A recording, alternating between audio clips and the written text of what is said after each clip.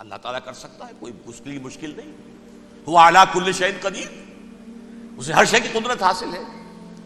لیکن اصل بات جو ہے میں آپ کو بتانا چاہتا ہوں، یہ ہے سائیڈ ایشو. اصل ایشو ہے فلسطین کا جو شروع ہونے والا ہے. بھٹی دہکے گی وہاں.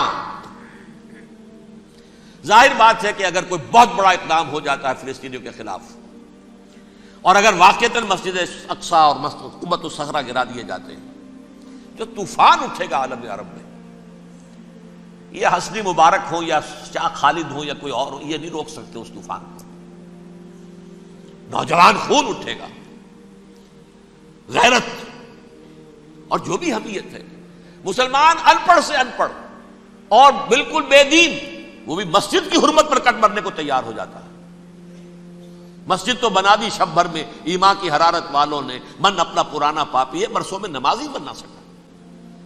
وہ چاہے کانپور کی مسجد سے مسلمانوں نے جانے دی ہے، چاہے وہ شہید گنج کی مسجد تھی مسلمانوں نے جانے دی ہے، چاہے نماز نہ پڑھتے ہو. لیکن یہ جو حرمت اور یہ جو حمیت اور یہ غیرت ہے، اس سے جو طوفان اٹھے گا یہ ہوگا اس ملحمۃ العظما، اس کی طرف پیش رفت ہو رہی. کتاب الملاحم سے احادیث کے حوالے سے کہ جن جنگوں کا حوالہ دیا حضور نے، پیشن گوئی کی ہے، اس کا نقطہ آغاز تھا خلیج کی جنگ. صدام حسین نے اسے کہا تھا یہ مدر آف وارز ہے، ام المحارب، یہ ایک جنگ نہیں ہے. اس کا نقشہ بھی حدیث میں موجود ہے، پیشن گوئی موجود تھی، اس وقت بھی ہم نے شائع کی تھی. لیکن اس میں جو جنگ اب ہونے والی وہ الملحمۃ العظما. ملحمہ کسے کہتے ہیں؟ لحم گوشت کو کہتے ہیں، اور قصائی کی دکان کو عربی میں ملحم کہتے ہیں، جہاں گوشت کے ٹکڑے کیے جاتے ہیں.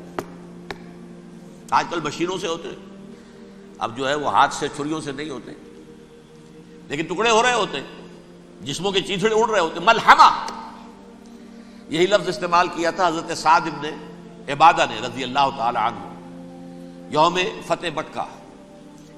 ان کے دل میں تھا کہ اب ہم انتقام لیں گے ان عربوں سے، ان قریش سے. الیوم یوم الملحمہ، الیوم یوم الملحمہ، یہ کہتے ہوئے جا رہے تھے. ایک خاص کیفیت، آج ہے گوشت کے ٹکڑے اڑانے کا دن. حضور سے کہا کسی دن جا کر کے ساتھ تو یہ کہہ رہے ہیں الیوم یوم الملحمہ، الیوم یوم الملحمہ. حضور نے فرمایا نہیں، ان سے کہو جا کر الیوم یوم المرحمہ، الیوم یوم المرحمہ، آج رحمت کا دن ہے، آج تو میں ان سب کو معاف کروں گا. لا تثریب علیکم اليوم، میں تم سے وہی بات کہہ رہا ہوں جو میرے بھائی یوسف نے کہی تھی اپنے بھائیوں سے، اذهبوا فانتم الطلقاء، جاؤ تم سب کے سب آزاد. وہ ملحمہ ہے جس کو کہ حضور نے حضرت معاذ بن جبل رضی اللہ تعالیٰ عنہ، اس کی روایت ہے، اس میں سے جو ابو داؤد میں روایت آئی ہے اس میں الملحمۃ العظما، عظما مؤنث ہے اعظم کا. آپ کہتے ہیں جنگ عظیم اول، جنگ عظیم دوم.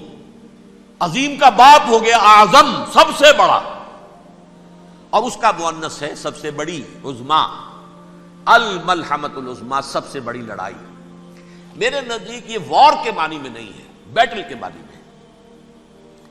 انگریزی میں یہ دو لفظ علیحدہ ہیں، وار، بیٹل. وار سالوں کو محیط ہوتی ہے، بیٹل کسی ایک خاص جگہ پر جو لڑائی ہوتی ہے اس کو کہتے ہیں. حضور کے اور قریش کے درمیان 6 سالہ وار تھی، جنگ تھی.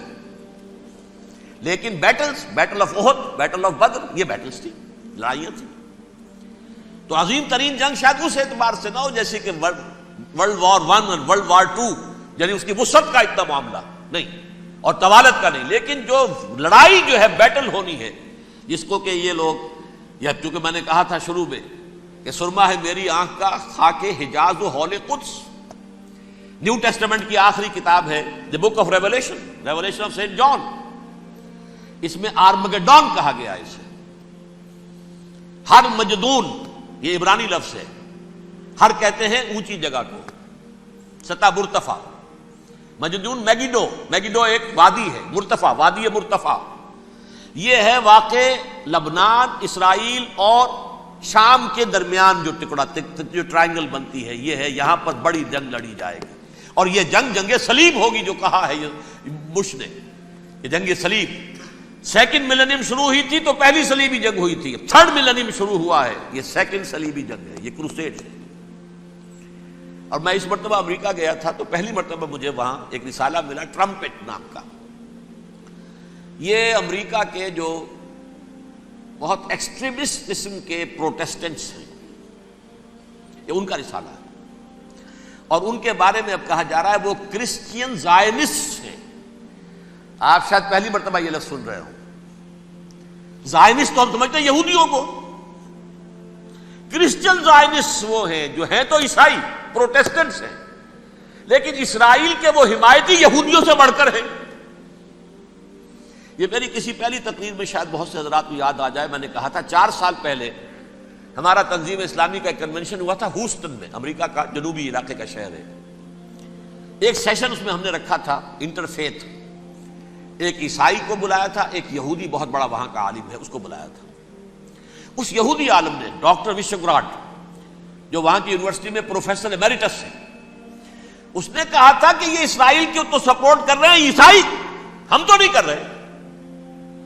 جو پریکٹسنگ یہودی ہیں وہ زیادہ اسرائیل کے حق میں نہیں تھے، یہ تو سن 67 کے بعد انہوں نے اسرائیل کو تسلیم کیا ہے. وہ تو منتظر تھے کہ ہمارا مسیحا آئے گا تو اس کی قیادت میں جنگ کریں گے، جیسے شیعہ منتظر تھے کہ مہدی موعود آئیں گے تو پھر ہم کچھ کریں گے. وہ امام خمینی نے کہا بھائی جب وہ آئیں گے آ جائیں گے، لیکن ہم کچھ راستہ کے لیے. زائنسٹ نے آگے بڑھ کر ریاست قائم کر لی، اور جب یروشلم پر بھی پورا قبضہ کر لیا تب جو ہے در حقیقت مذہبی یہودی جو ہے پھر انہوں نے اپنایا ہے، اون کیا ہے، اور نئے سیٹلمنٹس جو بھی بنے ہیں وہاں پر اسرائیل میں اس میں اکثر و بیشتر مذہبی یہودی آیا، اور بروکلن کے علاقے سے سب سے بڑھ کر آئے ہیں، جو امریکہ میں نیو یارک کا ایک جنوبی علاقہ ہے، بہت بڑا یہودیوں کا بہت بڑا گڑھ ہے. نیو یارک کو جیو یارک بھی کہا جاتا ہے، وہ تو اصل میں مرکز جو ہے وہ تو یہودیوں کا ہے. اس حوالے سے وہاں پر جو کرسچن زائنسٹ کہلاتے ہیں وہ اسرائیل کے یہودیوں سے بھی بڑھ کر کہیں سپورٹر ہیں. بہرحال اس دوسری صلیبی جنگ کا معاملہ جو میں کہہ رہا تھا، ٹرمپٹ نامی رسالہ، اس کا ایک مضمون ہے دی لاسٹ کروسیڈ. اب یہ آخری کروسیڈ ہے جو شروع ہونے والا ہے. میں تو حیران ہوں کس قدر کھل کے وہ باتیں کرتے ہیں. رومن کیتھولکس کو وہ کہتے ہیں کہ یہ شیطان ہے، یہ پوپ شیطان ہے، یہ یورپ کو اس نے جمع کیا ہے کرسچینٹی کی بنیاد پر، اور اس میں زیادہ تر کیتھولکس ہیں. آپ کو معلوم ہے برطانیہ بڑی مشکل سے شامل ہوا ان کے ساتھ، اس لیے کہ وہ پروٹیسٹنٹ کا سردار تھا، ابھی پوری طرح نہیں ہے. یورپ جو ہے وہ رومن امپائر دوبارہ یہ کھڑی کر رہا ہے، اور در حقیقت یہ جو ہے یہودیوں سے بھی چھیننا چاہتے ہیں اسرائیل کو اور فلسطین کو، اور مسلمانوں سے بھی، اور یہ وہی کروسیڈ جو تھے اربن ثانی کے اس کی تیاری کر رہے ہیں تاکہ وہاں پر عیسائی حکومت قائم ہو جائے، کیتھولکس کی، پوپ کی حکومت قائم ہو جائے، جیسے ایسٹ تیمور میں کر دی ہے. ایسٹ تیمور میں کون سی حکومت بنی ہے؟ Roman Catholic. رومن کیتھولک اسرائیل میں بنے تاکہ یہ سارے مقامات مقدسہ جہاں اسرائیل پیدا ہوئے، حضرت مسیح پیدا ہوا، بیت الحم کہاں ہے؟ وہی ہے کہ نہیں؟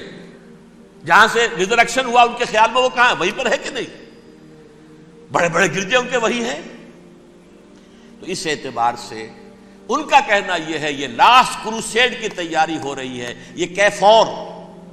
اور ان کا کہنا یہ ہے کہ یہ پوری طاقت نیٹو کی جو ہے، یہ پہلے جرمنی سے لائی گئی بوسنیا، انہوں نے خود وہاں جنگ کروائی، انہوں نے خود وہاں پر ایتھنک کلینسنگ کروائی، پھر خود مصالحت کے لیے آ گئے، پھر کوسوو میں انہوں نے خود آگ بھڑکائی. یہ میں نہیں کہہ رہا، یہ وہ ٹرمپٹ رسالہ امریکہ سے چھپنے والا پروٹیسٹنٹس کا رسالہ ہے جو یہ کہہ رہا ہے. پھر انہوں نے کوسوو کے اندر کروایا، اور پھر وہ وہاں پر پیس فورس کی حیثیت سے آ گئے. اب وہ میسیڈونیا میں کروا رہے ہیں اور وہاں داخل ہو گئے ہیں. اگلا قدم ان کا سائپرس ہوگا، سائپرس میں ترکوں کو اور وہ گریکس کو لڑائیں گے اور وہاں آ جائیں گے، وہاں سے ایک چھلانگ لگائیں گے اور یہ فلسطین میں پہنچیں گے، اور یہ وہاں پر ایک رومن امپائر، اپنی پرانی رومن امپائر کی طرح کی رومن کیتھولک ریاست قائم کرنا چاہتے ہیں. تو وہاں امریکہ کے عیسائیوں میں بھی کوئی ایک طبقہ نہیں ہے، کیتھولکس بھی ہے، کیتھولکس زیادہ نہیں ہے ہمدرد، لیکن اب تابع ہو چکے ہیں. اسحاق ریبین نے جب یہ پیس ٹاک شروع ہوئی تھی، آپ کو یاد ہوگا شاید کہ جب وہ آیا تھا واشنگٹن سے واپس فلسطین اسرائیل، تو پہلے روم میں رکا for an audience with the Pope, اور پوپ کو اس نے ایک مرتبان سا پیش کیا تھا، حضرت سلیمان علیہ السلام کے زمانے کا مرتبان، اور کہا تھا دیکھیے 3000 برس تک ہم نے اس کی حفاظت کی ہے، اب یہ میں آپ کے حوالے کر رہا ہوں. اس کے بعد سے پوپ جو ہے بالکل رام ہو گیا اور وہ عیسائیوں کے ساتھ اور یہودیوں کے ساتھ ان کا پورا معاہدہ ہو. اب پورا عیسائی ورلڈ جو ہے بعثت مجموعی یہودیوں کے شکنجے میں ہے. البتہ ان کے اندر بھی جھگڑے ہیں. جو وہاں پر وائٹ کرسچن ملیشیاز ہیں وہ ایکسٹریمسٹ ہیں کیتھولکس. ان کے نزدیک دشمن نمبر 1 یہودی، دشمن نمبر 2 مسلمان، دشمن نمبر 3 جو یورپ میں کالے ہیں ایفرو امریکن، چاہے وہ عیسائی ہو گئے ہوں کوئی بھی ہو.